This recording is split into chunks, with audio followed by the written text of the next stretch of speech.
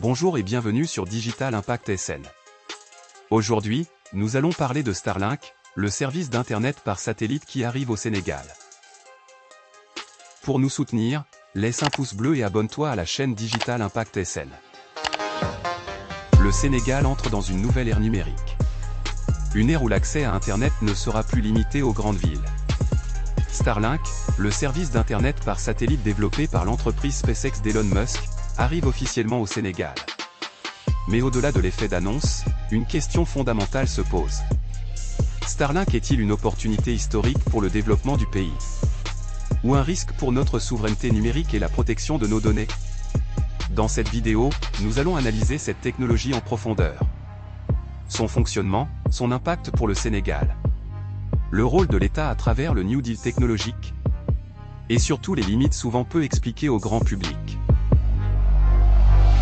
Starlink est un système d'accès à Internet par satellite. Contrairement à la fibre optique ou aux réseaux mobiles comme la 4G et la 5G. Starlink fonctionne grâce à des milliers de satellites placés en orbite basse autour de la Terre.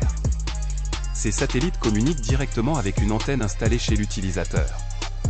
Résultat, une connexion Internet rapide, même dans les zones rurales, isolées ou mal couvertes par les réseaux traditionnels. Pour un pays comme le Sénégal, où certaines régions restent difficilement connectées.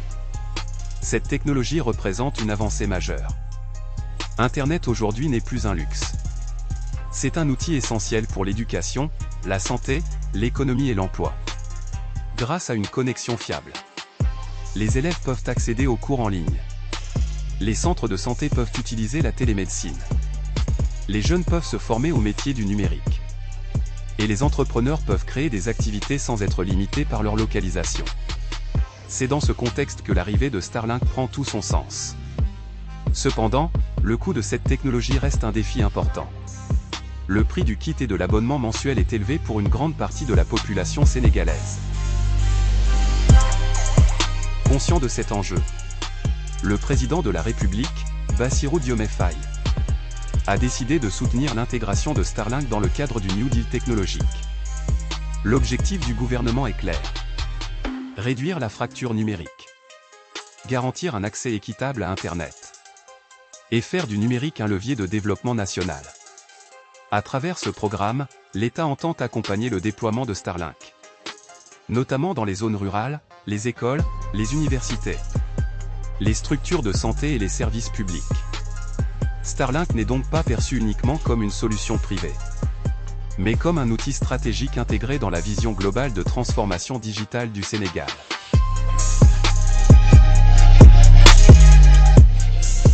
Mais toute avancée technologique comporte aussi des limites. Et celles de Starlink sont importantes et méritent une analyse sérieuse. Le premier grand enjeu concerne la protection des données personnelles.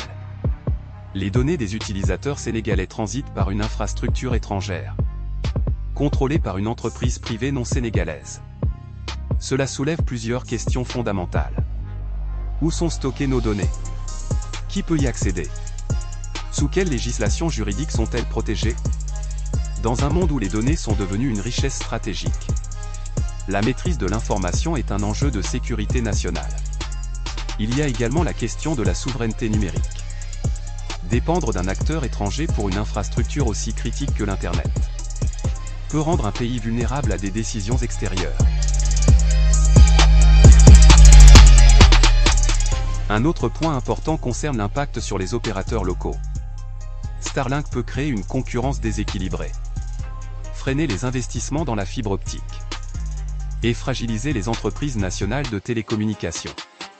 Sur le plan technique, il existe aussi des contraintes. La dépendance à une alimentation électrique stable, la sensibilité aux fortes pluies, et les coûts de maintenance à long terme. Tout cela montre que Starlink ne doit pas être adopté sans régulation. Il doit être encadré par des lois claires, des accords transparents avec l'État, et une stratégie qui protège les intérêts du Sénégal. Le véritable défi n'est donc pas de refuser Starlink, mais de l'intégrer intelligemment dans l'écosystème numérique national. Le New Deal technologique doit garantir que cette technologie serve le développement du pays, sans compromettre la sécurité, la souveraineté et la protection des données des citoyens. Starlink peut être une opportunité historique pour le Sénégal. Mais seulement s'il est utilisé comme un complément aux infrastructures nationales. Et non comme une dépendance totale. Alors, selon toi, Starlink est-il une solution durable pour le Sénégal? Ou un risque à long terme pour notre souveraineté numérique? Donne ton avis en commentaire. Si cette vidéo t'a plu, aimez, partage. Et abonne-toi à Digital Impact.